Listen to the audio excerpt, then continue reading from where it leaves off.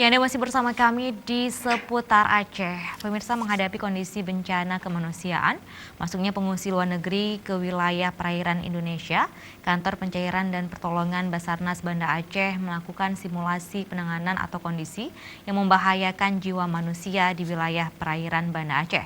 Berdasarkan data dari Satgas Harian Penanganan Pengungsi Luar Negeri Menko Polhukam, pemerintah Indonesia saat ini sudah menampung 14.000 orang pengungsi dari luar negeri dan negara konflik Timur Tengah, Afrika, dan pengungsi Rohingya.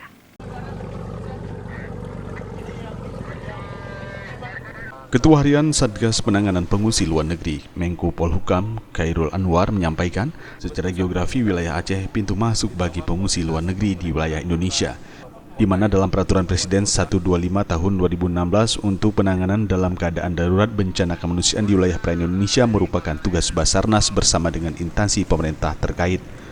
Sementara untuk penampungan para pengungsi, tugas pemerintah kabupaten kota dengan kondisi tempat penampungan yang lebih layak, baik penanganan dari kepolisian dan pengawasan dari pihak imigrasi.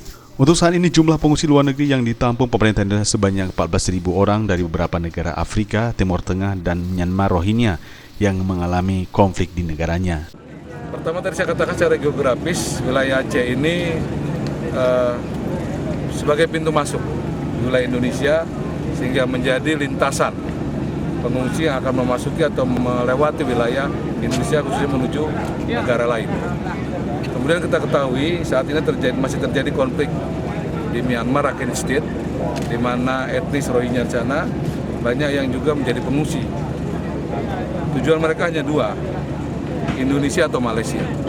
Sehingga wilayah Aceh ini saya katakan sangat-sangat potensial untuk menghadapi permasalahan tentang penanganan pengungsi dari luar negeri di Aceh. Terkait dengan simulasi penanganan pengungsi luar negeri oleh Kantor Pencarian dan Pertolongan Basarnas Banda Aceh, Khairul Anwar memberikan apresiasi dalam simulasi tersebut karena peran Basarnas sangat penting khususnya untuk penanganan kondisi kemanusiaan yang dihadapi para pengungsi dari luar negeri yang melarikan diri dari negaranya. Sehingga dengan adanya kegiatan ini sangat penting untuk menghadapi kondisi yang membahayakan jiwa manusia khususnya di perairan Indonesia. Tim Liputan Aceh TV.